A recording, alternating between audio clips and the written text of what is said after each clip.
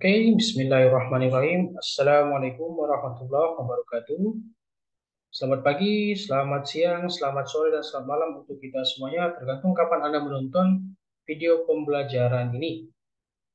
Baik, berjumpa lagi bersama saya, Ahmad Irmansyah Lubis, di mata kuliah pemrograman basis data di semester ini, ya. Yang mana ini mata kuliah lanjutan dari semester yang lalu, ya, di mana semester lalu Anda semuanya sudah mempelajari, ya, mata kuliah pengantar basis data. Nah, di semester ini adalah lanjutannya, yaitu pemrograman basis data, yang dimana dari pengantar basis data ke pemrograman basis data itu adalah lanjutannya, ya. Nanti mempelajari basis data secara lanjut, ya, dalam jenjang yang lebih tinggi lagi. Seperti itu. Berbeda dengan pengantar basis data semester yang lalu, ya, kita memfokuskan pada bagaimana konsep perancangan basis data, ya, secara apa namanya, secara rancangannya, ya, kemudian mengimplementasikannya secara apa namanya, secara eh, dasarnya, ya. Dan nah, di semester ini untuk pemrograman basis data, ya, itu adalah lanjutannya, yang dimana nanti berfokus kepada bagaimana cara pengelolaan database lebih lanjut dengan menggunakan query tingkat lanjut, dan juga bagaimana ke pengelolaan database itu, ya, dengan teknik yang lebih lanjut lagi. Ya, inilah merupakan video pendahuluan, ya, pendahuluan untuk kira-kira, ya, di semester ini kita akan membahas apa seperti itu.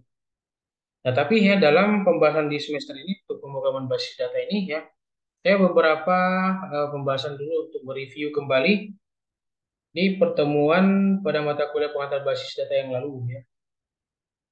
Jadi ya untuk beberapa hal yang akan dibahas di sini, ya, kita review sejenak, ya. Di mana ya pada pengantar basis data yang lalu, ya, Anda semuanya sudah mempelajari beberapa hal dan banyak hal yang sifatnya dasar, ya.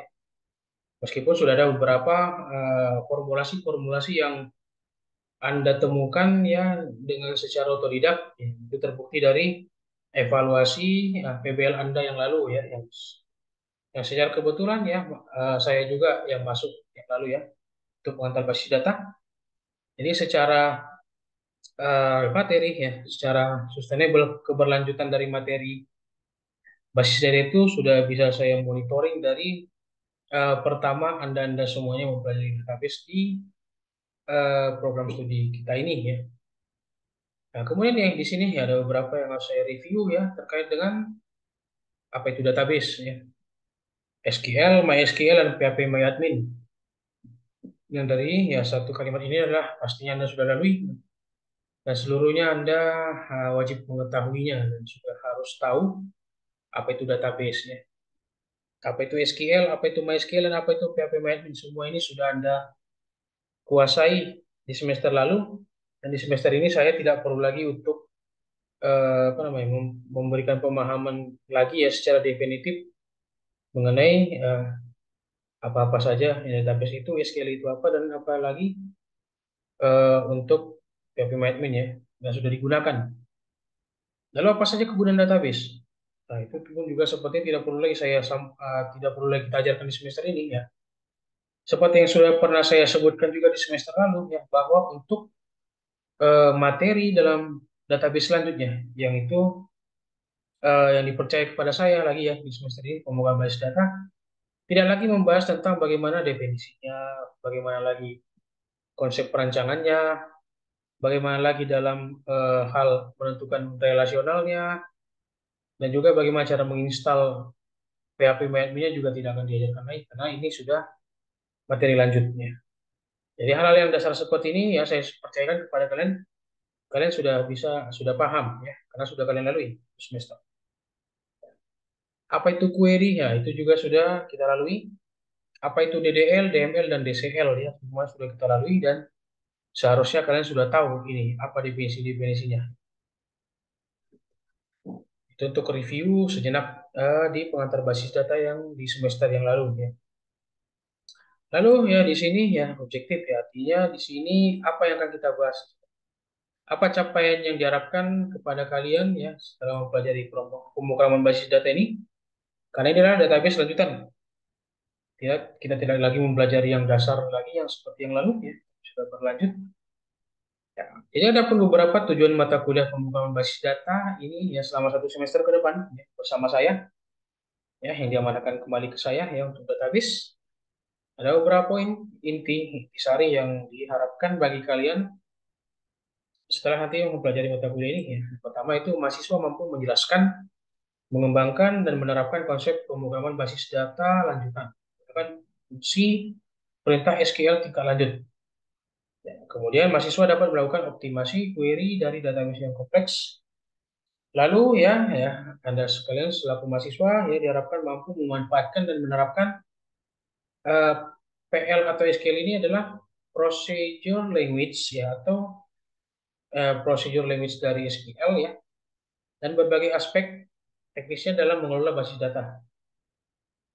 Dan kemudian ya nanti di sini juga akan kita pelajari nanti Mbak database secara non relasional ya. Kalau selama ini kita belajar database yang relasional ya. Nah, nanti akan ada yang kita bahas nanti ya untuk di pertemuan-pertemuan nanti ya itu di pertemuan-pertemuan terakhir mungkin estimasinya kita akan membahas konsep dalam database non relasional ya. Pada itu tujuannya ya yaitu mampu memahami, memanfaatkan dan menerapkan konsep pembangunan basis data secara relasional maupun non relasional. Kalau secara relasionalnya kemarin sudah di Anda lalui ya. Ya saya percayakan kalian semuanya masih ingat dan juga masih mampu untuk memformulasikannya. Itu untuk apa namanya? Untuk tujuan mata kuliah pemrograman basis data yang 1 semester ke depan. Gambarannya seperti itu ya. Kemudian ya selanjutnya ya ini kita masuk ke introduction dulu ya. Pendahuluan dari mata kuliah pembangunan basis data ini. Ini sebenarnya masih tahap-tahap review ya, review untuk kembali memfreshkan ingatan Anda terhadap konsep basis data ya. Jadi ini sebenarnya masih belum masuk dalam pertemuan pertama ya, tapi ini introduction untuk masuk ke pertemuan selanjutnya, pertemuan satu maksudnya, sorry. Ini adalah pengantar dasarnya dulu. Misalkan ini ya, di dalam satu studi kasus ya bisa didiskusikan juga terhadap rekan-rekannya ya. Tapi ini kita diskusikan bersama saja melalui asinkron saja secara video ini. Nah, misalnya ya di sini eh, ada satu studi kasus yang dimana sekolah X, Y, Z ya, contohnya seperti itu ya, berarti nama sekolah ini sensor ya, memiliki sistem pembayaran sekolah ya secara konvensional ya, seperti bayar SPP-nya masih nggak tersistem ya, mungkin dicatat ataupun menggunakan apa namanya, menggunakan kertas yang ditulis gitu, belum ada sistem ya. Nah, lalu di sini siswa membayar di loket pembayaran sejumlah uang tergantung ya berapa bulan uang sekolahnya ya bisa untuk 1 bulan, 2 bulan, 3 bulan ataupun 1 tahun, tergantung kemauannya. Nah, kemudian seorang petugas pembayaran menerima uang pembayaran lalu menulis tanggal di kertas SPP dan memberi cap pada kertas tersebut. Ya, berarti kan tadi kan disebutkan konvensional ya. Nah, jadi dia masih menggunakan berbasis kertas ya, berbasis sistem ya. Kemudian lalu petugas mencatat di dalam buku besar ya, di mana di dalam buku besarnya ya itu ada beberapa atribut ya. Misalnya berdasarkan NIM, nama, jumlah uang dan tanggal pembayarannya. Nah, kemudian petugas IT mencatat kembali laporan dari buku besar ke dalam file Excel pembayaran. Nah, tadi konvensional nih, konvensional kemudian lanjutannya dia masuk ke dalam file Excel. Nah, untuk file Excel sendiri kan sudah kita bahas ya, dalam kecenderungan dalam database itu seperti apa. Nah, kemudian pertanyaannya yang dari kasus tersebut ya, apakah pembayaran tersebut sudah memiliki sistem? Lalu masalah apa sajakah yang dihadapi oleh siswa, petugas, dan petugas IT? Lalu dari studi kasus di atas, apakah sistem pembayaran sudah menggunakan aplikasi komputer? Lalu kebutuhan apa saja yang diperlukan untuk mengatasi permasalahan tersebut? Permasalahan yang disebutkan di atas ya, atau sebelumnya, slide sebelumnya. Kita jawab satu persatu ya. Apakah pembayaran tersebut sudah memiliki sistem? Sudah atau belum? Sudah, tapi konvensional. Walaupun konvensional tetap sistem juga ya. Ada sistem konvensional, ada sistem digital seperti itu. Sudah, tapi masih konvensional karena masih dalam bentuk kertas. Oke, kemudian selanjutnya. Masalah apa saja yang akan dihadapi oleh siswa, petugas, dan petugas IT? Yang akan dibahas di selanjutnya, di slide selanjutnya, yang jelas masalahnya ada, gitu ya, ada masalah. Lalu dari studi kasus tersebut ya, apakah sistem pembayaran sudah menggunakan aplikasi komputer? Tadi sebelumnya kita lihat ya, di situ dituturkan bahwa petugas IT mencatat kembali laporan dari buku besar ke dalam file Excel pembayaran. Berarti sudah terkomputerisasi, sudah. Tapi masih dalam bentuk file XL, Excel ya, sorry, sorry. Excel. Berarti ya, berarti jawabannya ya. Nah, kebutuhan apa saja yang diperlukan untuk mengatasi permasalahan yang disebutkan di atas ya? Nah, itulah dia hadirnya database untuk menyelesaikan persoalan ini. Karena kalau kita review sejenak, kalau yang lalu, yang semester lalu sudah pernah kita bahas, kenapa file Excel? Excel itu tidak layak ya, tapi tidak tidak disarankan dalam digunakan untuk menyimpan penyimpanan database atau pengelolaan database. Karena ada beberapa kelemahannya itu ya.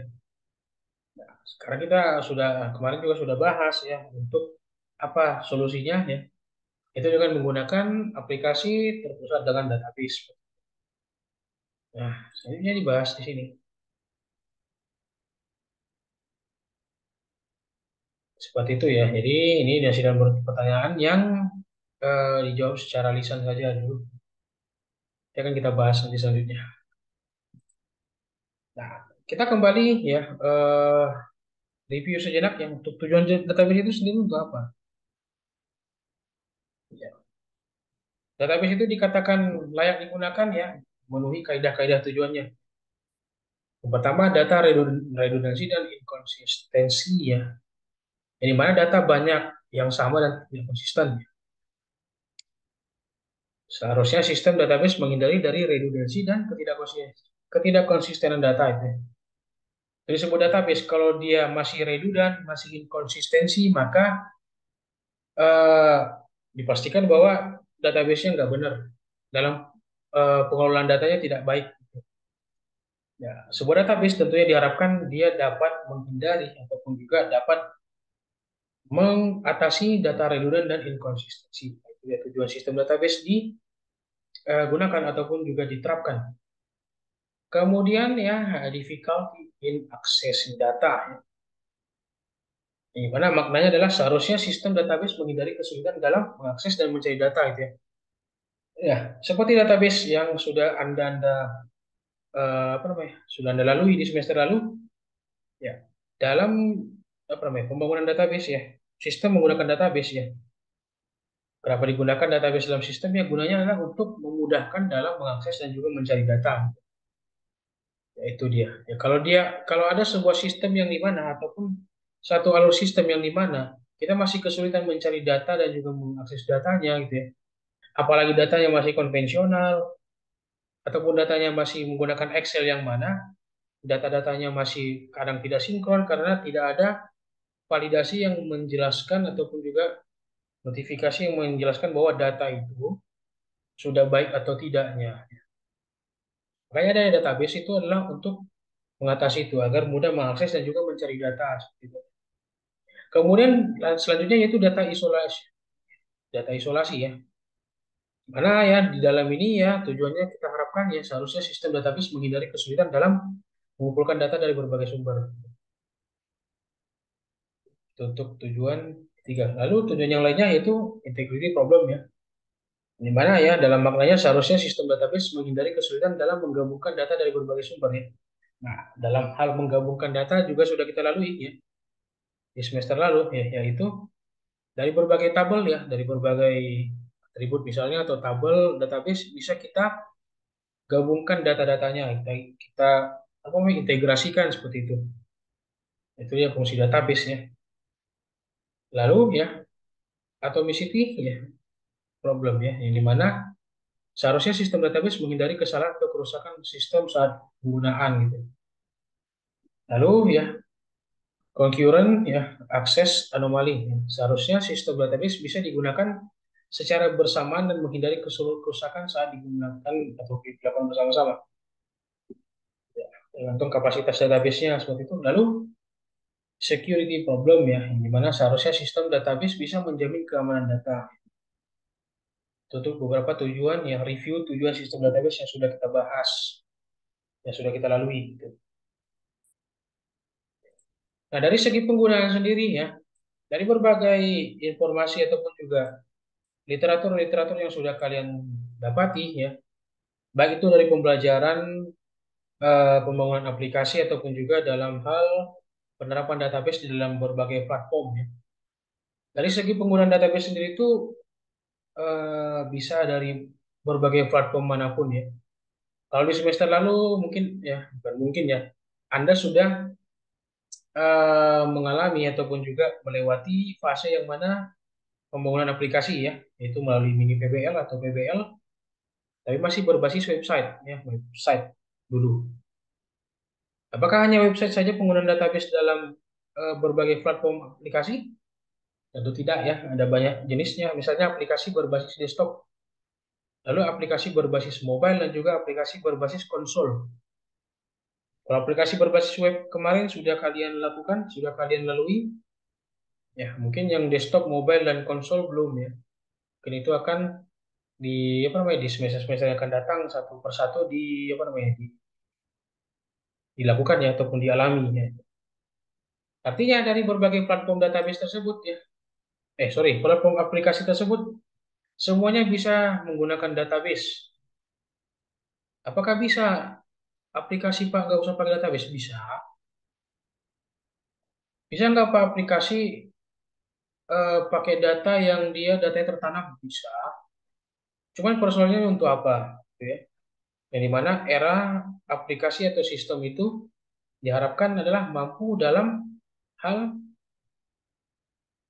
data yang sifatnya itu dinamis ya. Kalau statis itu ngapain gitu ya.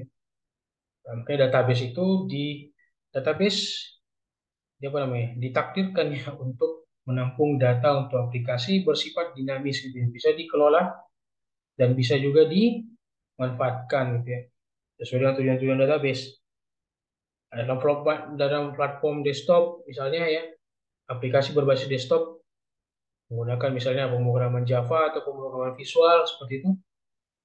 Yang dimana ya aplikasi itu hanya dapat digunakan di dalam satu device misalnya, ke aplikasi desktop. Lalu aplikasi mobile tentunya sudah tahu ya, untuk aplikasi mobile itu seperti apa yang sekarang sudah kita gunakan sehari-hari, gitu ya. Menggunakan smartphone, ya, menggunakan Android ataupun iOS, itu adalah aplikasi berbasis mobile. Sementara untuk aplikasi berbasis konsol itu, ya, ini adalah aplikasi-aplikasi multimedia, ya, misalnya game, ya, aplikasi simulasi, aplikasi pokoknya yang multimedia lah, yang paling dekat dengan kita adalah game. Seperti itu, beberapa platform yang dapat diintegrasikan dengan database dan database sebagai urat sarafnya atau sebagai nyawanya dalam pengoperasian aplikasinya. Seperti itu penggunaan database di berbagai platform. Nah, ketika platform-platform aplikasi tersebut digabungkan dengan database, maka jadilah sebuah sistem informasi yang dimana eh, yang dapat digunakan oleh pengguna untuk eh, pekerjaan-pekerjaan tertentu seperti itu. Itu kuncinya. Ya seperti yang sebelumnya saya sampaikan ya, bisa nggak aplikasi tahu saya pakai database? Bisa. Cuman ya, persoalannya adalah apakah kaidah sistem informasinya terpenuhi? Nah, itu. Jadi di sini formulanya adalah platform aplikasi ditambah dengan database sama dengan information system atau sistem informasi. Ya. Itu yang membuat sebuah aplikasi itu berharga ketika aplikasi itu menjadi sistem informasi seperti itu. Itulah fungsi database itu terhadap beberapa platform aplikasi tersebut. Nah, kemudian bagaimana cara menentukan data apa saja yang akan digunakan dan disimpan dalam database ya? Ini juga sudah kita lalui semester yang lalu ya. Cara menentukan data apa saja tentu tergantung perancangannya ya, tergantung scope sistemnya ya, diperuntukkan untuk apa ya. Disimpan dalam seperti apa mekanisme penyimpanannya itu semuanya kemarin sudah kita lalui secara dasar ya. Secara lanjutannya akan kita lalui di semester ini. Misalnya ada ilustrasi lagi nih. Ya, jadi ada beberapa ilustrasi ya. Jadi ini review berbasis ilustrasi jadinya. Ya, misalnya ya untuk pendekatan yang paling mudah untuk menentukan data apa saja yang perlu ada di dalam database. Sebelum kita membuat sistem dari sistem konvensional yang sudah ada sebelumnya adalah dengan merujuk pada adanya laporan ya. Kemudian ada invoice atau kwitansi. Kalau laporan ya dalam bentuk fisik ya, dalam bentuk kertas katakanlah, itu kan masih dalam sistem konvensional ya. Ini namanya masih sistem, tetap sistem, tapi sistem konvensional. Artinya sistem yang belum mumpuni ataupun sistem yang ya banyak ini ya banyak kekurangannya. Kan didatangkanlah sebuah sistem berbasis digital ya seperti aplikasi berbasis web ataupun berbasis apapun itu ya untuk menjadikannya supaya tidak konvensional lagi sehingga dapat diolah dan dapat digunakan ya dengan apa namanya dengan formulasi yang diinginkan itu. Nah, dari laporan-laporan yang tertulis ya, ataupun dari invoice atau instansi yang tertulis, ya itulah dia pendekatan yang paling mudah untuk menentukan data apa saja yang perlu di dalam database, mengikuti alur-alur yang ada dalam sistem konvensional yang kita jemakan ke dalam sistem berbentuk digital gitu, atau yang tersistem dengan menjadi aplikasi. Gitu. Itu cara yang paling mudah ya.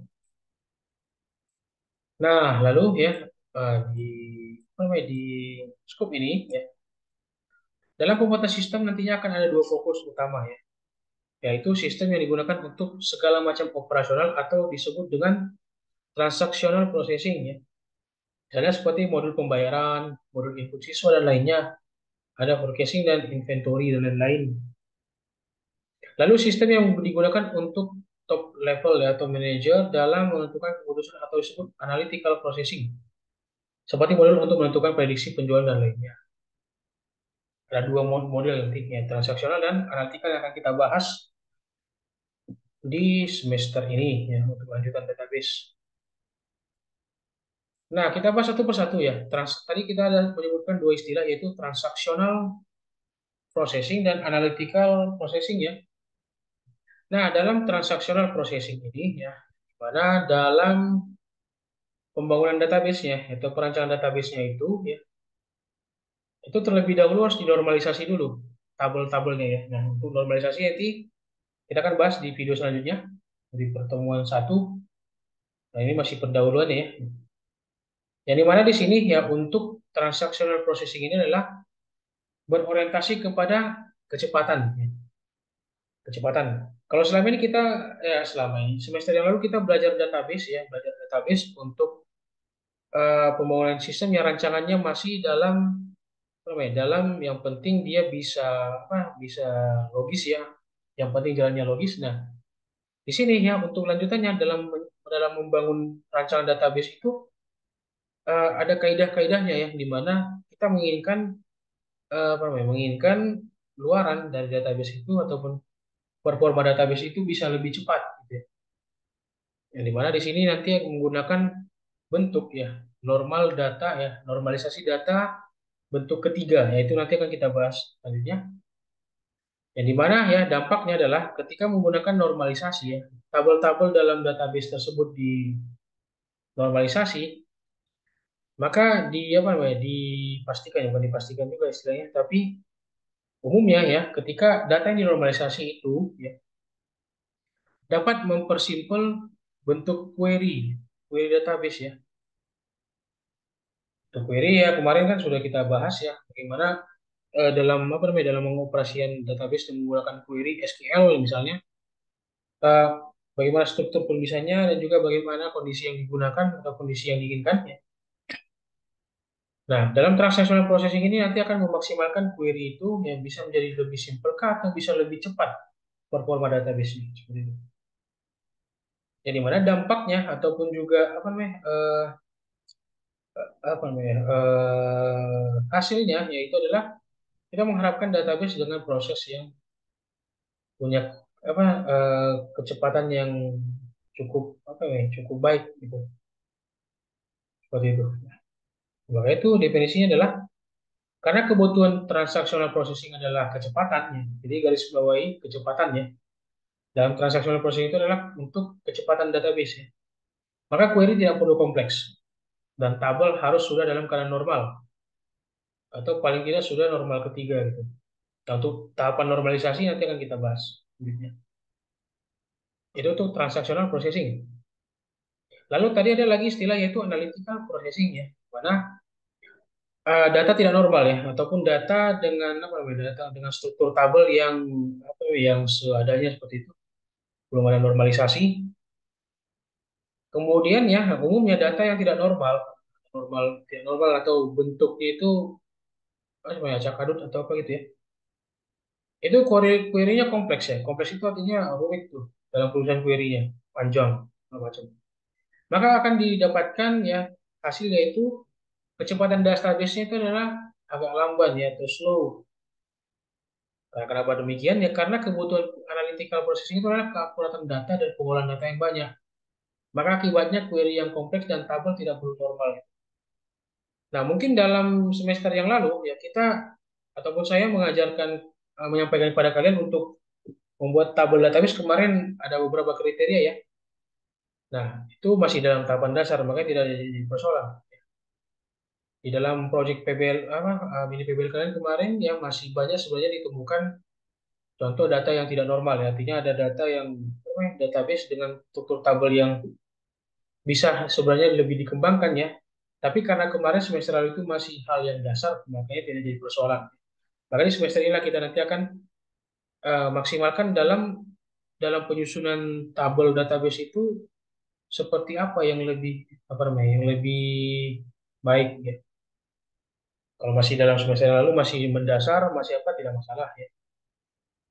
Karena masih dalam tahap pembelajaran. Tapi di semester ini kita akan bahas bagaimana sebaiknya dalam merancang tabel database ataupun juga query database yang ideal ataupun yang baik ya, sehingga mempengaruhi kecepatan dalam akses data seperti itu. Nah, jadi ada beberapa kesimpulan dari video pendahuluan mata kuliah pemrograman basis data ini ya. Di mana ya tujuan sistem database itu harus mampu menyelesaikan tujuh masalah, yaitu dari data redundansi, dari inkonsistensi sampai dalam persoalan keamanan data ya, the security problem. Lalu dalam pembuatan sistem database ya bisa menggunakan informasi dari invoice atau dokumentasi untuk kebutuhan database yang disimpan. Kemudian dua teknik pembuatan sistem data yang baik yaitu ada kaidah transaction processing dan analytical processing. Kemudian ya transaction processing sendiri yaitu berorientasi kepada kecepatan. Nah, jadi sehingga query-nya harus sederhana dan tabel dalam keadaan normal. Lalu analytical processing yaitu membutuhkan keakuratan data. Sehingga query harus kompleks dan tabel tidak perlu normal gitu. Atau ala kadarnya gitu bahasanya ya kalau analytical processing. Itu tuh kesimpulan beberapa kesimpulan dari materi pendahuluan pada video ini. Oke, baik ya itu saja untuk video apa penyampaian materi pendahuluannya untuk gambaran yang akan kita lakukan dalam pemrograman basis data ini ya. Oke, ya sampai jumpa di video selanjutnya ya. Video selanjutnya itu kita masuk di bagaimana tahapan normalisasi data secara apa namanya? Secara berbagai bentuk ya. Kita akan bahas di video selanjutnya ya. Terima kasih sudah menonton video ini ya. Sampai jumpa di video selanjutnya. Saya akhiri. Wassalamualaikum warahmatullahi wabarakatuh dan salam sejahtera untuk kita semuanya.